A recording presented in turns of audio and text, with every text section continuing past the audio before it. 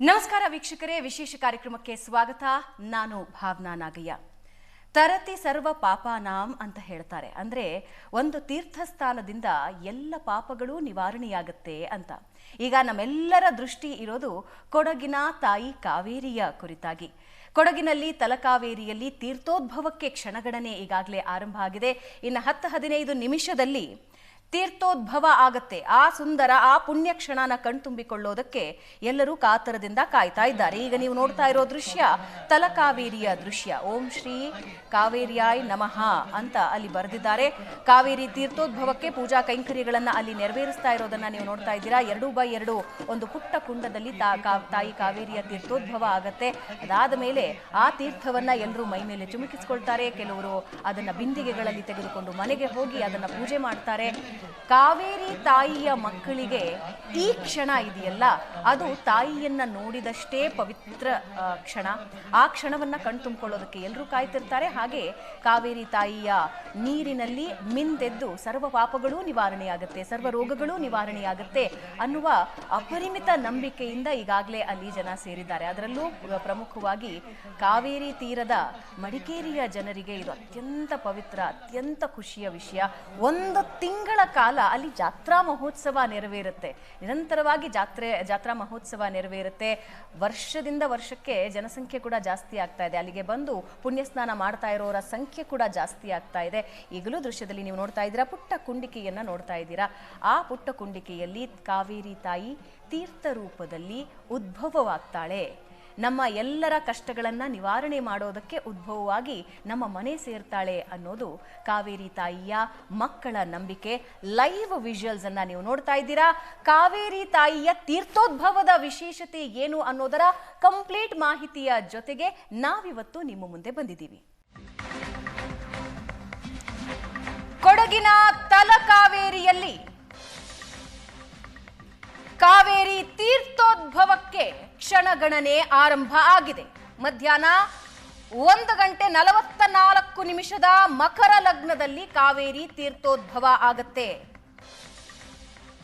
ಸೂರ್ಯ ತುಲಾರಾಶಿ ಪ್ರವೇಶಿಸಿದಾಗ, ತುಲಾ ಸಂಕ್ರಮಣದ ಸಂದರ್ಭದಲ್ಲಿ ಕಾವೇರಿ ತಾಯಿ ತೀರ್ಥ ರೂಪದಲ್ಲಿ ಎಲ್ಲರಿಗೂ ದರ್ಶನ ಕೊಡ್ತಾಳೆ. ಬ್ರಹ್ಮಗಿರಿ ಬೆಟ್ಟದ ಮಡಿಲಿನಲ್ಲಿ ಕಾವೇರಿ ತಾಯಿಯ ಉಗಮಸ್ಥಾನ ಇದ್ದು ಬ್ರಹ್ಮಕುಂಡಿಕೆಯಲ್ಲಿ ತೀರ್ಥ ರೂಪದಲ್ಲಿ ನಮಗೆ ದರ್ಶನ ನೀಡ್ತಾಳೆ ಅಂತ ಲಕ್ಷಾಂತರ ಜನ ಆ ಸುಂದರ ಕ್ಷಣ, ಆ ಪವಿತ್ರ ಕ್ಷಣವನ್ನ ಕಣ್ತುಂಬಿಕೊಳ್ಳೋದಕ್ಕೆ ಕಾಯ್ತಾ ಇದ್ದಾರೆ. ಬ್ರಹ್ಮಕುಂಡಿಕೆನ ನೀವೀಗಷ್ಟೇ ನೋಡಿದ್ರಿ. ಬ್ರಹ್ಮಕುಂಡಿಕೆಗೆ ಪೂಜೆ ನೆರವೇರಿಸಲಾಗ್ತಾ ಇದೆ. ಅದರ ಎದುರಿಗೆ 4 ಅಡಿ ಎತ್ತರದ ಒಂದು ಮಂಟಪ ನೀವು ನೋಡ್ತಾ ಇದ್ದೀರಿ. ಆ ಮಂಟಪದ ಕೆಳಭಾಗದಲ್ಲಿ ಬ್ರಹ್ಮಕುಂಡಿಕೆ ಇದೆ. ಆ ಬ್ರಹ್ಮಕುಂಡಿಕೆಯಲ್ಲಿ ತೀರ್ಥ ಉದ್ಭವ ಆಗತ್ತೆ. ತುಲಾ ಸಂಕ್ರಮಣದ ಸಂದರ್ಭದಲ್ಲಿ ತೀರ್ಥ ಉದ್ಭವ ಆಗತ್ತೆ. ಈಗ ನೀವು ನೋಡ್ತಾ ಇದ್ದೀರಲ್ಲ, ಇದನ್ನ ಬ್ರಹ್ಮಕುಂಡಿಕೆ ಅಂತ ಹೇಳ್ತಾರೆ. 2x2 ಸಣ್ಣ ಕುಂಡಿಕೆ. ಇದಾದ ಮೇಲೆ ಮುಂದೆ ಇರುವಂತಹ ಒಂದು ಭಾಗದಲ್ಲಿ ತೀರ್ಥಸ್ಥಾನಕ್ಕೆ ಈಗಾಗಲೇ ಸಿದ್ಧವಾಗಿ ಭಕ್ತಾದಿಗಳು ನಿಂತಿದ್ದಾರೆ. ಅದು ಮುಂದಿನ ಕೊಳ ಇದೆ, ನೀವು ನೋಡ್ತಾ ಇದ್ದೀರಲ್ಲ.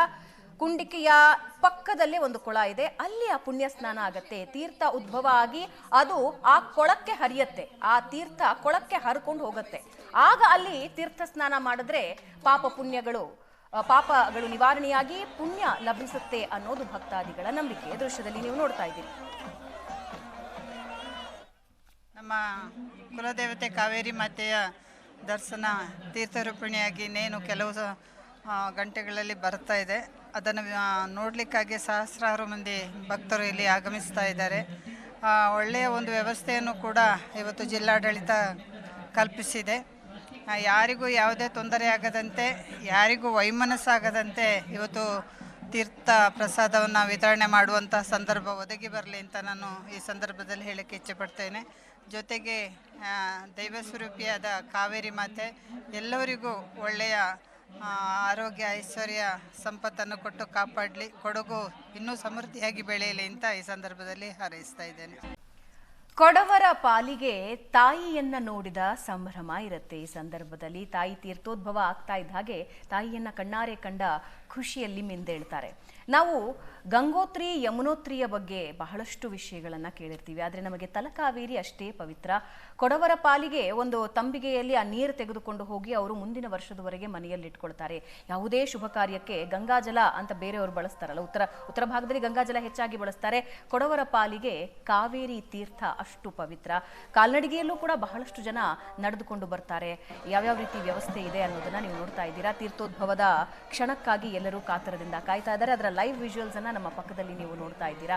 ಎಲ್ಲರೂ ತಂಬಿಗೆ ಹಿಡ್ಕೊಂಡು ಈಗಾಗಲೇ ಕಾಯ್ತಾ ಇದ್ದಾರೆ. ತೀರ್ಥೋದ್ಭವ ಆಗ್ತಾ ಇದ್ದ ಹಾಗೆ ಆ ನೀರನ್ನ ಮನೆಗೆ ತೆಗೆದುಕೊಂಡು ಹೋಗ್ತಾರೆ, ತೀರ್ಥ ಸ್ನಾನವನ್ನ ನೆರವೇರಿಸ್ತಾರೆ. ಹಾಗಾದ್ರೆ ತಲಕಾವೇರಿಯ ತೀರ್ಥೋದ್ಭವದ ವಿಶೇಷತೆ ಏನು ಅನ್ನೋದ್ರ ಬಗ್ಗೆ ನಮ್ಮ ಜೊತೆ ಮಾತನಾಡೋದಕ್ಕೆ ಇಬ್ಬರು ಗಣ್ಯ ಅತಿಥಿಗಳಿದ್ದಾರೆ. ಮೊದಲಿಗೆ ಆಧ್ಯಾತ್ಮಿಕ ಚಿಂತಕರಾದ ಡಾಕ್ಟರ್ ಗಣಪತಿ ಭಟ್ ಅವರು ನಮ್ಮ ಜೊತೆ ಇದ್ದಾರೆ. ಸರ್ ನಮಸ್ಕಾರ, ಕಾರ್ಯಕ್ರಮಕ್ಕೆ ಸ್ವಾಗತ. ನಮಸ್ಕಾರ. ಆಧ್ಯಾತ್ಮಿಕ ಚಿಂತಕರಾದ ಡಾಕ್ಟರ್ ಆರತಿ ಅವರು ನಮ್ಮೊಂದಿಗೆ ಲೈವ್ ನಲ್ಲಿ ಜಾಯಿನ್ ಆಗ್ತಾ ಇದ್ದಾರೆ. ಆರತಿ ಅವರೇ ನಮಸ್ಕಾರ, ಕಾರ್ಯಕ್ರಮಕ್ಕೆ ಸ್ವಾಗತ. ನಮಸ್ಕಾರ. ಆರತಿ ಅವರೇ, ಪುಣ್ಯ ಸ್ನಾನ, ತೀರ್ಥ ಸ್ನಾನ ಇವು ಜೀವನದಲ್ಲಿ ಸಕಲ ಕಷ್ಟಗಳನ್ನೂ ಪರಿಹಾರ ಮಾಡಿ ನಮಗೆ ನೆಮ್ಮದಿ ಕೊಡುತ್ತೆ, ಸಕಲ ರೋಗಗಳನ್ನೂ ನಿವಾರಣೆ ಮಾಡಿ ನಮಗೆ ನೆಮ್ಮದಿ ಕೊಡುತ್ತೆ ಅಂತ ಭಾರತದಲ್ಲಿರೋ ಎಲ್ಲ ನದಿಗಳ ಕುರಿತಾಗಿ ಜನರಿಗೆ ಇರುವ ನಂಬಿಕೆ.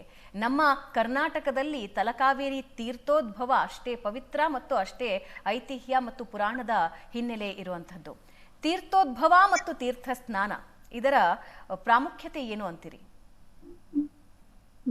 ಮೊದಲನೇದಾಗಿ ಎಲ್ಲರಿಗೂ ಕಾವೇರಿ ತುಲಾ ಸಂಕ್ರಮಣದ ಈ ಸಂತೋಷದ ಸಂದರ್ಭದ ಆರೈಕೆಗಳು. ವಿಶೇಷವಾಗಿ ನಮ್ಮ ಕೊಡಗಿನ ಸೋದರ ಸೋದರಿಯರಿಗೆ ಇದು ವಾರ್ಷಿಕ ಹಬ್ಬವಾಗಿದೆ, ನಮ್ಮೆಲ್ಲರಿಗೂ ಹಬ್ಬವಾಗಿದೆ. ಕಾವೇರಿ ನಮ್ಮ ಹೃದಯದ ದೇವತೆ, ನಾಡ ಜೀವನಾಡಿ ಅಂತ ಹೇಳ್ತಾರಲ್ಲ. ನಮ್ಮ ಸನಾತನ ಸಂಸ್ಕೃತಿಯಲ್ಲಿ ನದಿಗಳನ್ನ ಸಾಕ್ಷಾತ್ ತಾಯಿ ಅಂತಲೇ ನಾವು ನೋಡೋದು. ತಾಯಿಯೇ ನೋಡೋದೇನು, ತಾಯಿಯೇ ನಾವು ಅದನ್ನ ಅರ್ಥ ಮಾಡ್ಕೋಬೇಕು.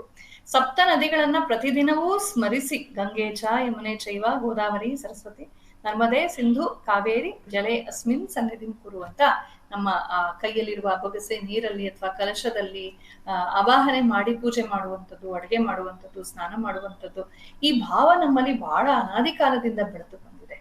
ಮತ್ತು ನದಿಗಳು ನಮ್ಗೆ ಚೈತನ್ಯಮಯವಾದಂತ ಹರಿವುಗಳು. ಕಾವೇರಿಯ ಬಗ್ಗೆ ಹೇಳೋ ಹಾಗಿದ್ರೆ, ರಾಮಾಯಣದಲ್ಲಿ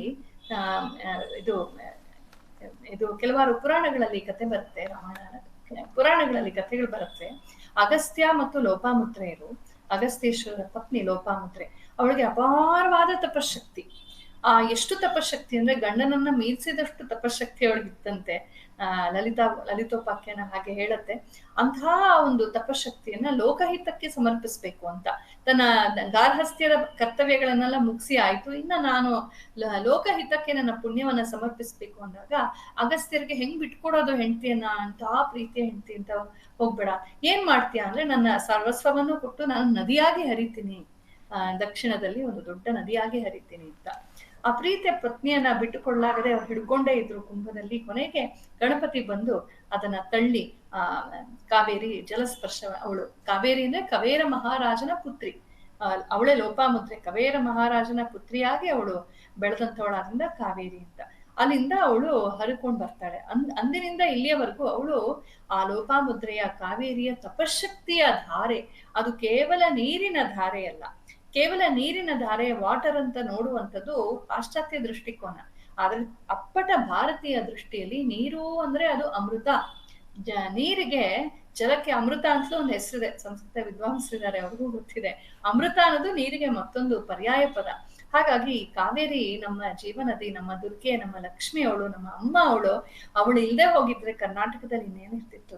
ಕರ್ನಾಟಕ, ತಮಿಳುನಾಡು ಎರಡೂ ರಾಜ್ಯಗಳನ್ನ ಪಾವನಗೊಳಿಸ್ತಾ ಕೋಟಿ ಕೋಟಿ ಕೋಟಿ ಗಟ್ಲೆ ಜನರಿಗೆ ಕೃಷಿಯನ್ನು, ಅನ್ನವನ್ನು, ಆಹಾರವನ್ನು, ನೀರನ್ನು, ಅನುಕೂಲವನ್ನು, ವನ್ಯ ಸಂಪತ್ತನ್ನು ಒದಗಿಸುವಂತಹ ಮಹಾತಾಯಿ ಕಾವೇರಿ. ಆ ಕಾವೇರಿಯ, ನಾನು ಕಾವೇರಿಯ ನೀರು ಕುಡ್ದವನು ಅಂತ ಹೇಳ್ಕೊಡ್ತಾ ಇದ್ರು ಹಿಂದಿನವರೆಲ್ಲ. ಅಂದ್ರೆ ನಾವು ಅಷ್ಟು ಬುದ್ಧಿವಂತರು ಅಂತ, ಕಾವೇರಿ ನೀರು ಕುಡ್ದವರೆಲ್ಲ ತುಂಬಾ ಬುದ್ಧಿವಂತರು ಅಂತ ಒಂದು ಭಾವನೆ ಬಹಳ ಹಿಂದಿನಿಂದಲೂ ಇತ್ತು. ಹಾಗಾಗಿ ನೋಡಿ, ಪಶ್ಚಿಮದ ಹತ್ರ ಕಾವೇರಿ, ನಾನು ತುಂಬಾ ಸಲ ಹೋಗಿದ್ದೀನಿ, ಬ್ರಹ್ಮಗಿರಿಯ ಮೇಲೂ ಕೂಡ ಹತ್ತಿದ್ದೀನಿ. ಅಲ್ಲಿಂದ ನೋಡಿದ್ರೆ ನೀವು ಪಶ್ಚಿಮದ ಕಡಲನ್ನ ನೋಡ್ಬೋದು, ಅಷ್ಟು ಹತ್ರ ಇದೆ ಅದು ಸಮುದ್ರ ತೀರಕ್ಕೆ. ಒಂದು 30-40 ಕಿಲೋಮೀಟರ್ ಅನ್ಸುತ್ತೆ. ಆದ್ರೆ ಅಲ್ಲಿಂದ ಅವಳು ನೇರ ಕಡಲ ಕಡೆಗೆ ಹೊಟ್ಟೋಗ್ಬಿಟ್ಟಿದ್ರೆ ಬರೀ 30 ಕಿಲೋಮೀಟರ್ ಹರಿದು ಪುಟ್ಟ ನದಿಯಾಗಿ ಕಡಲ್ ಸೇರ್ತಾ ಇದ್ಲು. ಆದ್ರೆ ಲೋಕಹಿತಕ್ಕಾಗಿ ಅವಳು ಪೂರ್ವಾಭಿಮುಖವಾಗಿ ಹರಿತಾಳೆ. ಎಷ್ಟು ಎಷ್ಟು ಸಂಪತ್ತನ್ನ, ಸಂತೋಷವನ್ನ, ಸಮೃದ್ಧಿಯನ್ನ ಕೊಟ್ಟಿದ್ದಾಳೆ. ಅಂಥ ನಮ್ಮ ಜೀವನದಿ ಕಾವೇರಿ, ಅವಳು ದುರ್ಗಾ ಲಕ್ಷ್ಮೀ ಸ್ವರೂಪಿಣಿ. ಅವಳು ಕೇವಲ ಒಂದು ನೀರಲ್ಲ, ಅವಳು ನಮ್ಮ ಜೀವನ, ನಮ್ಮ ಅಮೃತ, ನಮ್ಮ ಮಾತೆ ಅವಳು. ಅಂಥ ಕಾವೇರಿಯ ಸಂಕ್ರಮಣದ ಈ ಪವಿತ್ರವಾದ ದಿನದಂದು ನಾವೆಲ್ಲರೂ ಸಂಭ್ರಮದಿಂದ ಸೇರಿದ್ದೀವಿ. ನಾವು ಟೆಕ್ನಾಲಜಿಗೆ ಥ್ಯಾಂಕ್ಸ್ ಮಾಡ್ಬೇಕು. ಮನೆಯಲ್ಲಿ ಕೂತ್ಕೊಂಡು ಆ ಪವಿತ್ರ ತೀರ್ಥೋದ್ಭವದ ಕ್ಷಣಗಳನ್ನ ನೋಡುವಂತ ಅವಕಾಶ ಉಂಟಾಗಿದೆ. ಅದಕ್ಕಾಗಿ ಮೀಡಿಯಾವ್ರಿಗೂ ನಾನು ಧನ್ಯವಾದಗಳನ್ನು ಹೇಳ್ತೀನಿ. ಬರ್ತೀನಿ ಆರತಿ ಅವರೇ, ನಿಮ್ಮೊಂದಿಗೆ ನಾನು ಮಾತನಾಡ್ತೀನಿ. ವೀಕ್ಷಕರೇ, ಮೈಸೂರು ಅರಸರಾದ ಸಂಸದರೂ ಆದ ಯದುವೀರ್ ಅವರು ಈಗ ಸ್ಥಳದಲ್ಲಿ ಇರೋದನ್ನ ನೀವು ನೋಡ್ತಾ ಇದ್ದೀರಾ. ಪೂಜಾ ಕೈಂಕರ್ಯದಲ್ಲಿ ಅವರು ಕೂಡ ಭಾಗಿಯಾಗ್ತಾ ಇದ್ದಾರೆ. ಹಾಗೆ ಸ್ಯಾಂಡಲ್ವುಡ್ನ ಜೋಡಿಯಾದ ಭುವನ್ ಪೊನ್ನಣ್ಣ ಮತ್ತು ಹರ್ಷಿಕಾ ಪೂಣಚ್ಚ ಕೂಡ ಅಲ್ಲೇ ಹಿಂಭಾಗದಲ್ಲಿ ನಿಂತಿರೋದನ್ನ ನೀವು ನೋಡ್ತಾ ಇದ್ದೀರಾ. ಹರ್ಷಿಕಾ ಪೂಣಚ್ಚ ಮತ್ತು ಇತರರು ಮತ್ತೆ ಭುವನ್ ಪೊನ್ನಣ್ಣ ಇವರನ್ನೆಲ್ಲ ನೋಡಿದ್ರೆ ನೀವು ಕೊಡವರ ಉಡುಗೆಯಲ್ಲಿ ಎಷ್ಟು ಸುಂದರವಾಗಿ ನಿಂತು ಆ ಕ್ಷಣವನ್ನು ಕಣ್ತುಂಬಿಕೊಳ್ಳೋದಕ್ಕೆ ನೀವು ನೋಡ್ತಾ ಇದ್ದೀರಾ. ಅವರು ಆ ಸಂದರ್ಭದಲ್ಲಿ ಅದನ್ನು ಜಾತ್ರಾ ಮಹೋತ್ಸವವಾಗಿ ಆಚರಣೆ ಮಾಡ್ತಾರೆ. ಎಲ್ಲರೂ ಅವರವರ ಪೋಷಾಕಗಳಲ್ಲಿ ಜಾತ್ರಾ ಮಹೋತ್ಸವ, ಕೆಲವು ಕಡೆ ಸಾಂಸ್ಕೃತಿಕ ಕಾರ್ಯಕ್ರಮಗಳು. ಯದುವೀರನ್ನ ಲೈವ್ ವಿಜುವಲ್ನಲ್ಲಿ ನೀವು ನೋಡ್ತಾ ಇದ್ದೀರಾ. ಪೂಜೆಯಲ್ಲಿ ಅವರು ತೊಡಗಿಸ್ಕೊಂಡಿದ್ದಾರೆ. ಇನ್ನು 3 ನಿಮಿಷಗಳು ಬಾಕಿ ಇದೆ ಕಾವೇರಿ ತೀರ್ಥೋದ್ಭವ ಆಗೋದಕ್ಕೆ. ಗಣಪತಿ ಭಟ್ ಅವರೇ, ಪ್ರತಿನಿತ್ಯವೂ ಕೂಡ ನದಿ ಹರಿತಾನೇ ಇರುತ್ತೆ. ಆದರೆ ಈ ತೀರ್ಥೋದ್ಭವ ಅಂದರೆ ಏನು, ಯಾಕಿಷ್ಟು ವಿಶೇಷತೆ?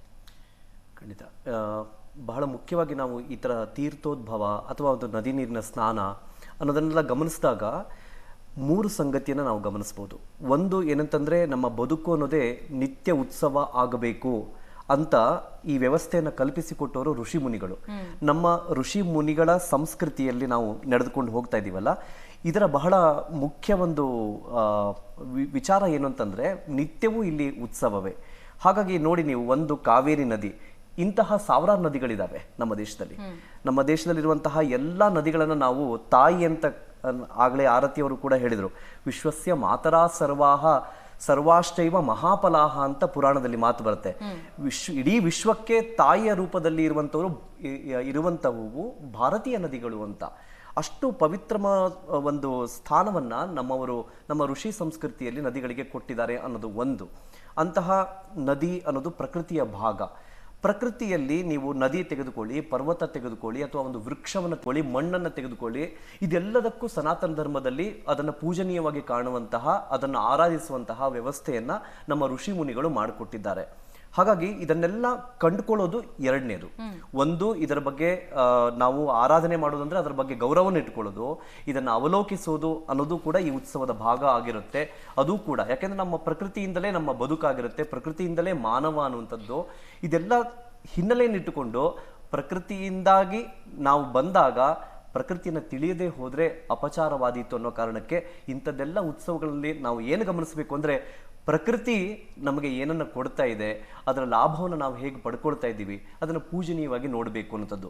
ಮೂರನೇ ಇನ್ನೊಂದು ವಿಚಾರವನ್ನು ನಾವು ಗಮನಿಸಬೇಕು. ಅದೇನಂತಂದರೆ, ನಮ್ಮ ಪ್ರಾಚೀನರಿಗೆ ಇದ್ದಂತಹ ಖಗೋಳಶಾಸ್ತ್ರದ ಒಂದು ವಿಜ್ಞಾನದ ಜ್ಞಾನ, ತಿಳುವಳಿಕೆ, ಇದು ಹೌದು ನಿಖರವಾಗಿರುವಂತಹ ಜ್ಞಾನ. ಅದು ನಿಜಕ್ಕೂ ಕೂಡ ವಿಸ್ಮಯಕರವಾಗಿರುವಂಥದ್ದು. ಇಂಥದ್ದೇ ಒಂದು ಮುಹೂರ್ತ ಅಂದರೆ ಒಂದು ಸಮಯ, ಪರ್ಟಿಕ್ಯುಲರ್ ಒಂದು ಸ್ಪ್ಯಾನ್ ಟೈಮ್ ಇರುತ್ತಲ್ಲ, ಆ ಒಂದು ಹೊತ್ತಲ್ಲಿನೇ ಸರಿಯಾಗಿ ಆ ಕುಂಡಿಕೆಯಲ್ಲಿ ತೀರ್ಥೋದ್ಭವ ಆಗುವಂಥದ್ದು ಇನ್ನು ಕೆಲವೇ ಕ್ಷಣಗಳಲ್ಲಿ ನಮ್ಮೆಲ್ಲ ವೀಕ್ಷಕರು ಕೂಡ ಅದನ್ನ ಹೃನ್ಮನ ತಣಿಸ್ಕೊಳ್ತಾರೆ, ಅದಕ್ಕೆ ಸಾಕ್ಷಿ ಆಗ್ತಾರೆ. ಇದು ಏನು ಹೇಳುತ್ತೆ ಅಂತಂದ್ರೆ, ನಮ್ಮ ಪ್ರಾಚೀನ ಕಾಲದ ಏನು ಶಾಸ್ತ್ರ, ಜ್ಯೋತಿಷ್ಯ ಶಾಸ್ತ್ರ ಇತ್ತು, ಆ ಶಾಸ್ತ್ರದಲ್ಲಿ ಮುಹೂರ್ತ ಇತ್ಯಾದಿಗಳನ್ನೆಲ್ಲ ನೋಡಿ ಒಂದು ಕಾಲವನ್ನು ನಿಗದಿಪಡಿಸುವಂಥದ್ದಿದೆಯಲ್ಲ, ಅದರ ಅಕ್ಯುರಸಿಯನ್ನು ಕೂಡ ನಾವು ಇಂತಹ ಸಂದರ್ಭದಲ್ಲಿ ಗಮನಿಸಬಹುದು. ಈ 3 ವಿಚಾರಗಳು ಕೂಡ ಬಹಳ ಮುಖ್ಯ ಅಂತ ಅನಿಸುತ್ತೆ ಒಂದು ಕಾವೇರಿ ತೀರ್ಥೋದ್ಭವ ಅಂತಂದಾಗ. ಬಹಳ ಮುಖ್ಯವಾಗಿ ಈ ನದಿಗಳನ್ನೆಲ್ಲ ನಾವು ತಾಯಿಯ ರೂಪದಲ್ಲಿ ಕಂಡಿದ್ದೇವೆ. ತಾಯಿ ಅಂತಂದ್ರೆ ತಾಯಿಗಿಂತ ಬಂಧುವಿಲ್ಲ ಅನ್ನುವಂಥ ಮಾತೆಲ್ಲ ಕೇಳಿದೀವಿ.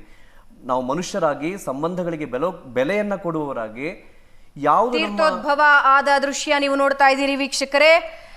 1 ಗಂಟೆ 44 ನಿಮಿಷ ತುಲಾ ಸಂಕ್ರಮಣದ ಸಂದರ್ಭದಲ್ಲಿ, ಶುಭ ಸಂದರ್ಭದಲ್ಲಿ ಕಾವೇರಿ ತೀರ್ಥೋದ್ಭವ ಆಗಿದೆ.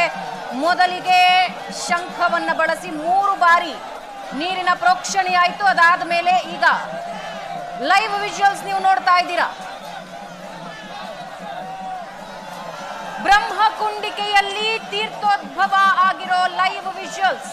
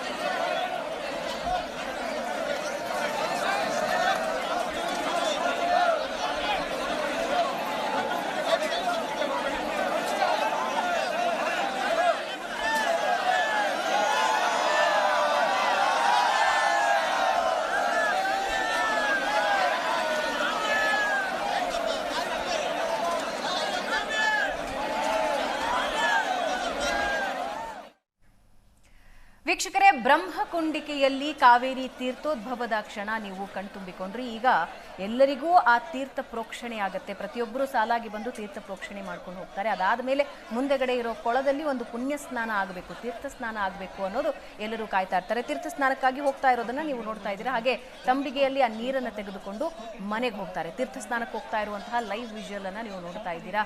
ಒಂದು ಸಾಲಿ ಮುಳುಗಿ ನಂತರ ನೀರನ್ನ ತೆಗೆದುಕೊಂಡು ಮನೆಗೆ ಹೋಗಿ ಪುಣ್ಯ ಜಲವಾಗಿ ಇಟ್ಕೊಂಡಿರ್ತಾರೆ. ಅದರಲ್ಲೂ ಪ್ರಮುಖವಾಗಿ ಕೊಡವರು ಮನೆಯಲ್ಲಿ ಯಾವುದೇ ಕಾರ್ಯಕ್ರಮ, ಯಾವುದೇ ವಿಶೇಷ ಆಚರಣೆಗಳಿದ್ರೂ ಕೂಡ ಅದನ್ನ ತೀರ್ಥ ಪ್ರೋಕ್ಷಣೆ ಮನೆಗೆ ಮಾಡುವಂತಹ ಪದ್ಧತಿ ಮೊದಲಿನಿಂದಲೂ ಇದೆ, ಇವತ್ತಿಗೂ ಮುಂದುವರೆದಿದೆ. ಇವಾಗಿನಿಂದ, ಈ ಕ್ಷಣದಿಂದ 1 ತಿಂಗಳ ಕಾಲ ಜಾತ್ರಾ ಮಹೋತ್ಸವ ಬಹಳ ಸಂಭ್ರಮದಿಂದ, ಸಡಗರದಿಂದ ನೆರವೇರುತ್ತೆ. ಅಲ್ಲಲ್ಲಿ ಕಾರ್ಯಕ್ರಮಗಳನ್ನು ಹಮ್ಮಿಕೊಂಡಿರ್ತಾರೆ. 1 ತಿಂಗಳ ಕಾಲ ತಲಕಾವೇರಿಗೆ ಬಹಳಷ್ಟು ಜನ ಬಂದು ಪುಣ್ಯ ಸ್ನಾನ ಮಾಡಿ ಹೋಗ್ತಾರೆ. ತೀರ್ಥ ಉದ್ಭವಕ್ಕೆ ಮತ್ತು ತೀರ್ಥ ಸ್ನಾನಕ್ಕೆ ಯಾಕೆ ಇಷ್ಟು ವಿಶೇಷತೆ ಅನ್ನೋದನ್ನ ಮಾತನಾಡ್ತಿದ್ರಿ ಗಣಪತಿ ಭಟ್ ಅವರೇ. ಖಂಡಿತ. ಈಗ ನೀರು ಅಂದ ತಕ್ಷಣ ಅದು ಶುದ್ಧೀಕರಿಸುವಂತಹ ಒಂದು ಸಂಗತಿ ಪ್ರಕೃತಿಯಲ್ಲಿರುವಂಥದ್ದು. ಪ್ರತಿಯೊಂದನ್ನು ಕೂಡ ಶುದ್ಧೀಕರಿಸಬೇಕು ಅಂತಂದ್ರೆ ನೀರು ಬೇಕು ಅಂತ. ಯಾವುದಕ್ಕೆ ಶುದ್ಧೀಕರಣ ಅಂತಂದಾಗ ಸಹಜವಾಗಿ ನೀವು ಜಗತ್ತಿನ ಎಲ್ಲೇ ಹೋಗಿ ಕೇಳಿದ್ರು ಶುದ್ಧೀಕರಣಕ್ಕೆ ನೀರು ಬೇಕು. ಯಾವುದಕ್ಕೆ ಶುದ್ಧೀಕರಣ ಅಂತಂದರೆ ಮೊದಲಿಗೆ ಬರುವಂಥದ್ದು ದೇಹದ ಶುದ್ಧೀಕರಣ ಆಗಬೇಕು ಅಂತ. ಆದರೆ ನಮ್ಮ ಭಾರತೀಯ ಚಿಂತನೆಯನ್ನು ಗಮನಿಸಿದರೆ ಆತ್ಮದ ಶುದ್ಧೀಕರಣ ಆಗಬೇಕು. ಆತ್ಮದ ಶುದ್ಧೀಕರಣದ ಜೊತೆಗೆ ಈ ಬಹಿರಂಗದಲ್ಲಿರುವಂತಹ ಈ ದೇಹದ ಶುದ್ಧೀಕರಣವೂ ಆಗಬೇಕು. ಆ ಎರಡು ಆತ್ಮ ಮತ್ತು ದೇಹದ ಶುದ್ಧೀಕರಣದ ಜೊತೆಗೆ ಪ್ರಕೃತಿಯ ಶುದ್ಧೀಕರಣವೂ ಕೂಡ ಆಗಬೇಕು, ನಿಸರ್ಗದ ಶುದ್ಧೀಕರಣ ಆಗಬೇಕು. ನಾನು ನನ್ನ ಮಾತಿನ ಆರಂಭದಲ್ಲಿ ಹೇಳಿದೆ, ಇಲ್ಲಿ 3 ವಿಚಾರಗಳು ತಳುಕು ಹಾಕ್ಕೊಳ್ಳುತ್ತೆ ಅಂತ.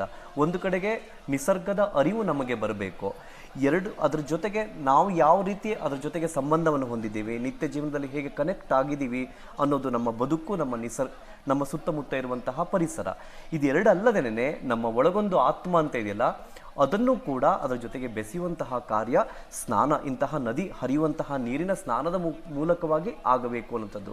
ಹಾಗಾಗಿ ಸಹಜವಾಗಿ ನಮ್ಮಲ್ಲಿ ಈಗ ನಾವು ದಕ್ಷಿಣ ಗಂಗೆ ಅಂತ ಕರೆಯುವಂತಹ ಕಾವೇರಿಯಲ್ಲಿ ಈ ತೀರ್ಥೋದ್ಭವ ಈಗ ಆಗಿದೆ. ನಾವು ನೋಡ್ತಾ ಇದ್ದೀವಿ ತೀರ್ಥೋದ್ಭವದ ಸಂದರ್ಭದಲ್ಲಿ ಎಷ್ಟೆಲ್ಲ ಸಾವಿರಾರು ಸಹಸ್ರ ಸಂಖ್ಯೆಯಲ್ಲಿ ಜನ ಬಂದು ಆ ಸ್ನಾನವನ್ನು ಮಾಡ್ತಾರೆ ಅಂತ. ಇದಲ್ಲದೇನೆ ನೀವು ಹೇಳಿದ ಹಾಗೆಯೇ ತಿಂಗಳಾನುಗಟ್ಟಲೆಯಲ್ಲಿ ಜಾತ್ರೆ ನಡೆಯೋದಲ್ಲದೆ ಆ ಕಾವೇರಿಯ ಆ ತೀರ್ಥೋದ್ಭವ ಕ್ಷಣದಲ್ಲಿ ಹುಟ್ಟಿದಂತಹ ನೀರಿದೆಯಲ್ಲ, ಉದ್ಭವದಂಥ ನೀರು, ಅದು ಎಲ್ಲೆಲ್ಲಿ ಹರಿದುಕೊಂಡು ಹೋಗುತ್ತೋ ಅಲ್ಲೆಲ್ಲ ಕೂಡ ಮುಂದೆ ಅದು ಸಮುದ್ರ ಸೇರುವವರೆಗೆ ಆ ಕ್ಷೇತ್ರಗಳಲ್ಲಿ ನದಿ ನೀರಿನ ಸ್ನಾನ ಮಾಡುವಂಥದ್ದೆಲ್ಲ ಕೂಡ ನಾವು ಇಲ್ಲಿ ಗಮನಿಸ್ತೀವಿ. ಅಂದರೆ ಆ ತೀರ್ಥಕ್ಕೆ ಪ್ರಾಧಾನ್ಯತೆ ಅನ್ನೋದು ಯಾಕೆ ಬೇಕು ಅಂತಂದರೆ, ಈ ಎಲ್ಲ ಆತ್ಮ ಶುದ್ಧೀಕರಣ ಆಗಬೇಕು, ಅದರ ಜೊತೆಗೆ ನಮ್ಮ ದೇಹವೂ ಶುದ್ಧೀಕರಣ ಆಗಬೇಕು, ನಮಗೆ ನಿಸರ್ಗದ ಜೊತೆಗೆ ಒಂದು ಅರಿವು, ಅದರ ಸಂಬಂಧದ ಮಹಾತ್ಮ ಅದು ಎಲ್ಲವೂ ಕೂಡ ಅದರ ಅರಿವು ನಮಗಾಗಬೇಕು ಅನ್ನುವಂಥದ್ದು ಇದರ ಹಿಂದಿನ ಒಂದು ವಿಚಾರ ಅಂತ. ಹೀಗೆ ನಾವು ಈ ಜಗತ್ತಿನ ಎಲ್ಲ ಸಂಸ್ಕೃತಿಗಳಲ್ಲೂ ಕೂಡ ಪ್ರಕೃತಿಯನ್ನು ಆರಾಧಿಸೋದು ಇದ್ದೇ ಇದೆ. ಆದರೆ ಇಲ್ಲಿನ ವಿಶೇಷತೆ ಏನು ಅಂತಂದರೆ, ಅದನ್ನು ಅತ್ಯುತ್ಕೃಷ್ಟವಾಗಿ ನೋಡುವಂಥದ್ದು, ಭಾರತೀಯ ತಾಯಿಯ ಸ್ಥಾನದಲ್ಲಿ ನಾವು ನೋಡುವಂಥದ್ದು. ಅದು ನಾವು ನಿತ್ಯ ಜೀವನದಲ್ಲಿ ಹೇಗೆ ಅಂದರೆ, ನಾವು ಪ್ರಾತಃ ಕಾಲದಲ್ಲಿ ಎದ್ದ ತಕ್ಷಣವೇ ಗಂಗೆ ಚ ಯಮುನೆ ಚೈವ ಗೋದಾವರಿ ಸರಸ್ವತಿ ನರ್ಮದೆ ಸಿಂಧು ಕಾವೇರಿ ಅಂತ ಹೇಳಿ ಆ ಸಪ್ತ ಮಾತ್ರಕ್ಕೆ ತಾಯಿಯರನ್ನು ನಾವು ಸ್ಮರಿಸಿಕೊಂಡೇ ದಿನವನ್ನು ಆರಂಭಿಸ್ತೀವಿ ಅಂತಂದರೆ, ನಮ್ಮ ನಿತ್ಯದ ಜೀವನದಲ್ಲಿ ನದಿಗಳು ಎಷ್ಟು ಬಹಳ ಪ್ರಮುಖವಾಗಿರುವಂತಹ ಪಾತ್ರವನ್ನು ವಹಿಸ್ತವೆ.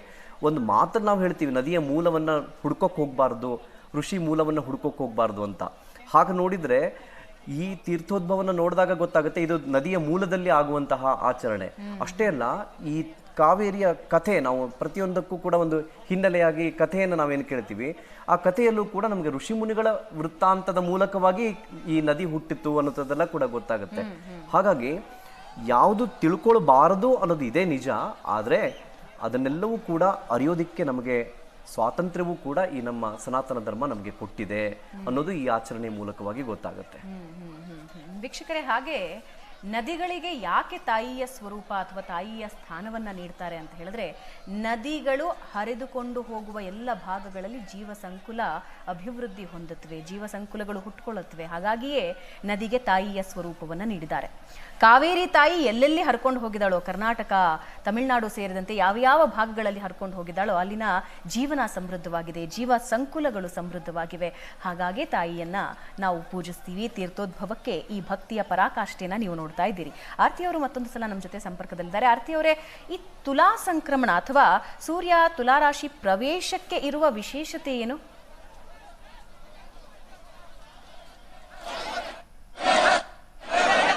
ನಿಖರವಾಗಿ ಹೇಳೋದಕ್ಕೆ ನನ್ ಕೈಲಿ ಆಗೋದಿಲ್ಲ.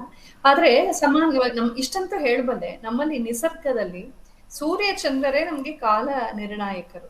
ಸೂರ್ಯ ಈ ದಿನಗಳನ್ನ ನಮ್ಗೆ ಒದಗಿಸಿ ಕೊಡ್ತಾನೆ, ದಿನರಾತ್ರಿಗಳನ್ನ ಸೂರ್ಯನ ಮೂಲಕ, ಮತ್ತು ಮಾಸ ಪಕ್ಷ ಇವುಗಳನ್ನ ತಿಥಿಗಳನ್ನ ನಾವು ಚಂದ್ರನ ಮೂಲಕ ಮಾಡ್ತೀವಿ, ತಿಳ್ಕೊಳ್ತೀವಿ. ಹಾಗೆ ಸೌರಮಾನ ಚಾಂದ್ರಮಾನ ಅಂತ 2 ಪಂಚಾಂಗ ಪದ್ಧತಿಗಳಿವೆ.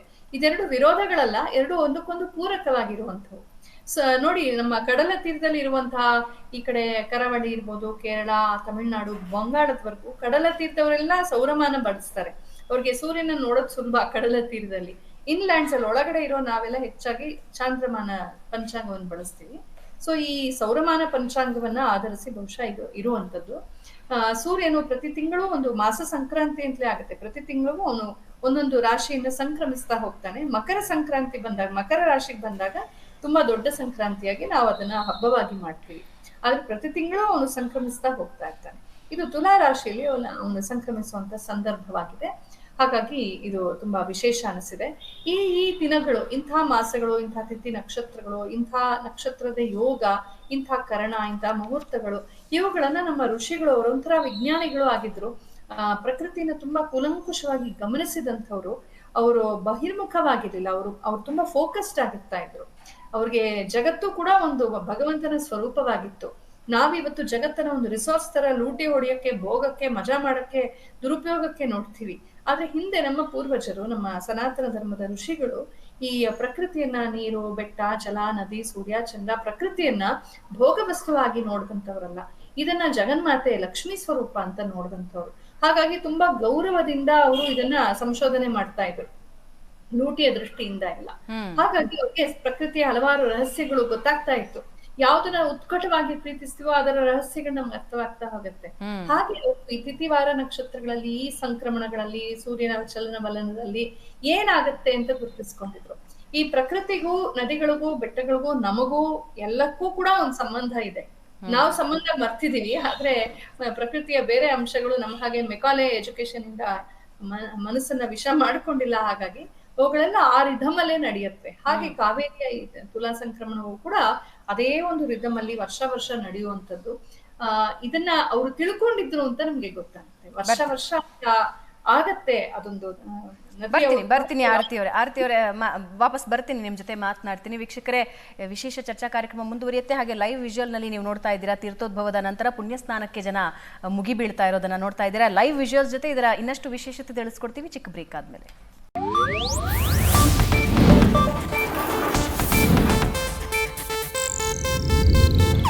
ಇದು ಏಷ್ಯಾನೆಟ್ ನ್ಯೂಸ್ ನೆಟ್ವರ್ಕ್ ಪ್ರಸ್ತುತಿ.